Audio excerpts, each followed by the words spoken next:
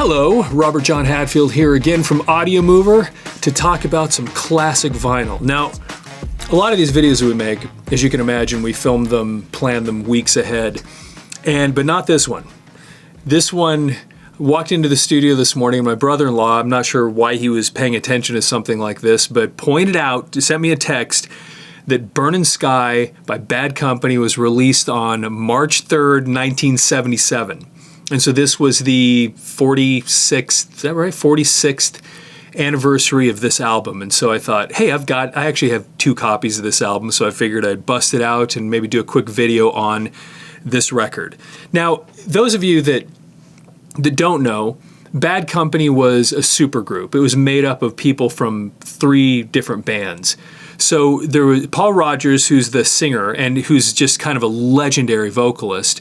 He had previous to this band been in a group called Free, and the drummer of this band named Simon Kirke had also been in Free with Paul Rodgers. So those 2 members came from Free. You had another guy named Mick Ralphs who had been in Mott the Hoople, and then you had a guy named Boz Burrell who was the bass player, and he had been in King Crimson. So these 4 guys got together to put this band together called Bad Company. Now this album was their 4th release, and it's an album called Burnin Sky. Now, the reality of this record is that this album, unfortunately, was kind of it wasn't that great. And it actually shows in the sales, because this band had been huge. I mean, their first album they put out, which was just called Bad Company, went platinum. Second album they put out, which was called Straight Shooter, and you know songs on that album like Feel Like Making Love, that's on that one. That one was platinum. Then they had another album called Runnin' with the Pack. You're familiar with that song, right? When I say that right there, that album went platinum. Then they put out this one, and it did not go platinum. Matter of fact, I remember the first time I saw this record was in some cutout bins. When I was a young guy and I'd go to record stores and I was kind of looking for records, I would see this one. I didn't know who it was at the time. And it was just, it was in, like I said, it was in cutout bins. And what cutout bins were is albums that they couldn't sell. They would damage them. They'd put a little cut in it or whatever, and then they could sell it for really cheap. Just get rid of it. And this is where I'd see this album, which was kind of a disappointment for them, I'm sure. This album didn't do well. But then again, the next album they released, they were back. I think the next album went platinum. But this one was disappointing for a lot of people. Now, the thing is, this album, the first song on this album is, even if you don't like it the first time, it is one of those that if you listen to it a few times, it really grows on you and it turns into a really awesome song. And I personally love the song Burnin Sky, which is the first one on this album. And the sky is burning, I believe my soul's on fire. It's a really, really cool tune. The rest of this album, they had one other song that was supposed to be a hit. It was the last song on the first side. I can't remember what it was called. And it was had kind of a 50s thing to it, kind of sing-songy. It felt like seriously, like they phoned it in. What would a song sound like? Hit song, and then they just kind of wrote hit song. Let's do something super simple chord progression, kind of dumb it down. And the album, unfortunately, I think for a lot of people that heard it, felt like the whole thing had been phoned in, like they were just bored by the time they put this out. And because they'd been killing it prior to this. And then each one of these players, once again, this was a super group, and you had a guy like Paul Rodgers, who I think Rolling Stone magazine had ranked him something around 55th in the top singers ever. Because Paul Rodgers was amazing. As a matter of fact, as I recall, Freddie Mercury actually had talked about how great Paul Rodgers was. It was influenced by his style. I remember reading somewhere also once that I think it was John Mellencamp, actually looked at Paul Rodgers as an influence as a vocalist. So the guy had a brutal voice. As a matter of fact, when Queen kind of got back together, this is a couple of decades ago, they did a Queen with Paul Rodgers, where Paul Rodgers came in and, of course, sang the Freddie Mercury part. So he was an amazing vocalist. And, of course, after this, he went on and teamed up with Jimmy Page and was in the album or the band The Firm. So anyway, he's a legendary vocalist. And so, you know, and of course, if you're familiar with the band Free, the song that everybody has heard, and I think I still hear it on classic rock radio when I listen to radio, which is almost never, but when it happens to be on somewhere, it's common to hear the song "All Right Now, Baby, it's all right now." That's him in singing with Free. So anyway, they were a super group, great players. Other than this album, and this album wasn't awful, it was just kind of meh. And like I said, it showed in the sales. But they were great players, and they had some really awesome music. Now, they're also, I've never heard anybody talk about this, but I'm just going to inject my opinion about this. Bad Company could have been renamed Bad Covers. The album covers on all of their albums, in my humble opinion, were just terrible.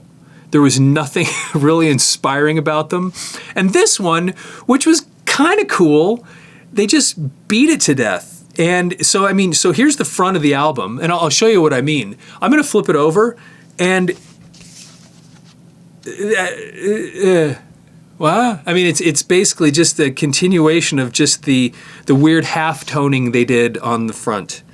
And they don't have a song list, which is a little bit daring when you don't have a very good album, to not put anything on here to make it even engaging at all. You'll notice they also did one of these things where they don't list the name of the band.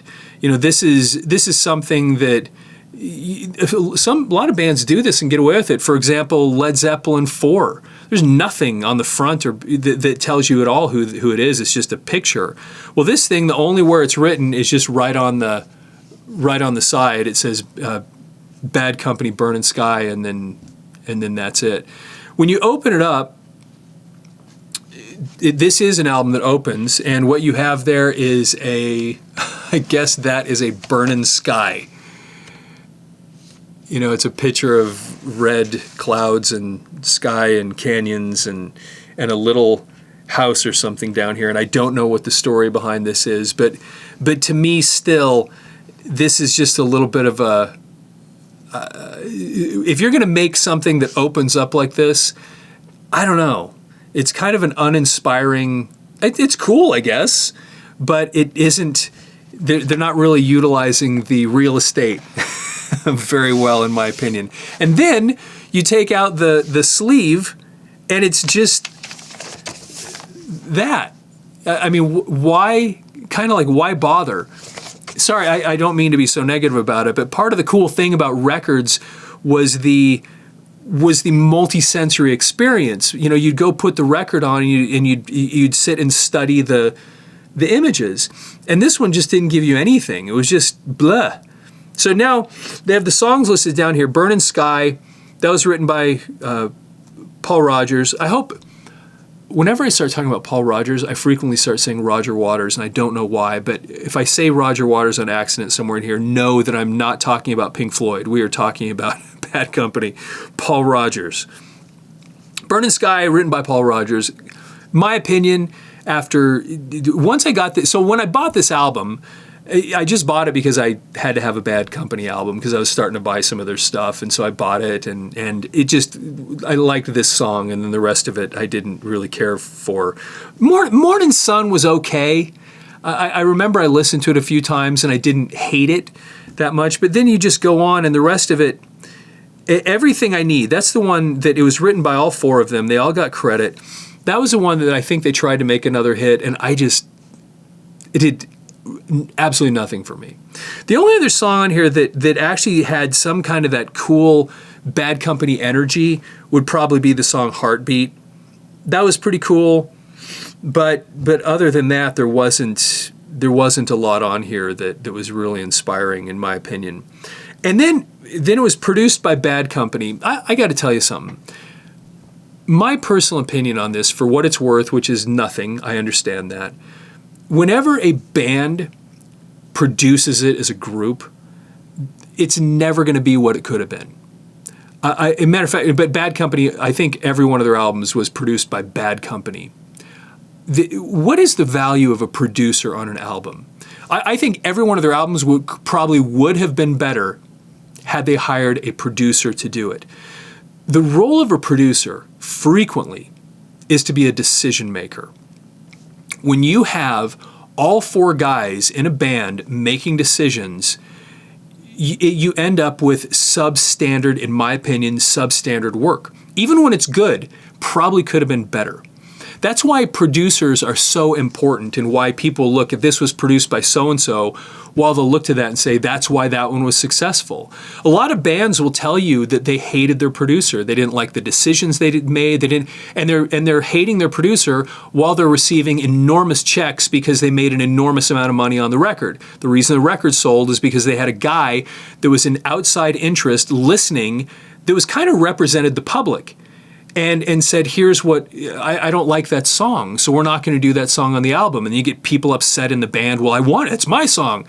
And the producer makes the decisions. And these bands will walk into these situations with a producer understanding that that's the person, that's the guy that's going to make the decisions here. And so you look at a lot of albums that ended up being, one of my favorite examples, I always talk about Kiss. One of my favorite examples of the importance of a producer was the album Destroyer. You know, by Kiss, they brought in a producer that they hadn't worked with before, a guy that was actually really, really talented, that started making all the decisions for them. And the guys in the band didn't like it. They didn't like the things he was having them do. But this guy made them massively successful off of that album. That album is kind of a touchstone now for that band. And it was because they brought somebody in that was a good decision maker, that had a good ear, that could say, we're not doing that, we are doing this, we're going to change that part, we're going to fix this, do those vocals again, that was helping them create art. And what happens when you don't have a producer? Those of you that work for a big corporation, when was the last time you were in you planned something and you had a committee working on it, and instead of the thing that you were going to do being inspiring and edgy and awesome, it ended up being just totally blah. Because everything ends up going down to the least common denominator, the thing that all of us can agree on. Well, all of us can agree on something ultra simple nothingness. And I remember as a videographer, I've worked with a lot of people over the years, and you'd start with these big plans. We're going to make this marketing video. We're going to do all this stuff, and they'd film it against a green screen so that we could put all these cool backgrounds, all this amazing stuff. And then the committee gets together to talk about, okay, what are we going to do with this? What are the things we're going to put in the background? And you know what they end up putting in the background? White, the color white, nothing, because it's the one thing that everybody can agree on. And in my opinion, that's probably why they had such crappy album covers. Because it ends up being one of these things where you have these people, they have to agree on something, and it's like, well, what can we agree on? A black and white picture. And it ends up being, in my opinion, very uninspiring, because it's a group of people that all have egos. They all think that they're super smart and they know how to make the decisions. And then as a result, you end up with substandard stuff. So what I'm saying is not that Bad Company was bad. Their first 3 albums were great.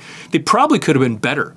This album could have been amazing, likely, had they brought somebody in that could have been a producer to make decisions for them that would have made the music better, that would have said, no, that song stinks. We're not going to do that song. It's not good.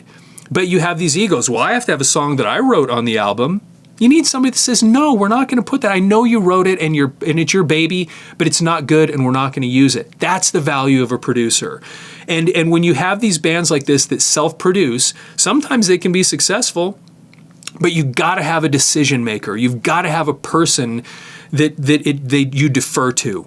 If we have a disagreement, we're all going to go with this person's input, this person's decision.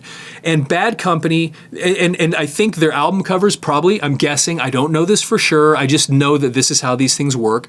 Probably one of the reasons that their album covers were never that inspiring, I think, was because they self-produced their stuff, and you end up just getting blah at the end of it. instead of having something inspiring. And their music probably could have been even better, and especially an album like this, if you'd have brought a third party in that says, let me tell you, that song that you're trying to do there, we're not going to do that.